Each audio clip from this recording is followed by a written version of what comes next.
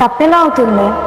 ఒక మనిషిని లవ్ చేయడం, కేర్ చేయడం, ఇంపార్టెన్స్ ఇవ్వడం. తిన్నావా, ఎక్కడున్నావు, ఏం చేస్తున్నావు అని కాల్స్ చేయడం, వాళ్ళ రిప్లై కోసం వెయిట్ చేయడం, గంటలు గంటలు మాట్లాడకపోయినా పర్లేదు, ఒక్కసారి కాల్ చేసి కొద్దిసేపు మంచిగా మాట్లాడితే చాలు అనుకోవడం. ఇవన్నీ తప్పెలా అవుతాయి అసలు?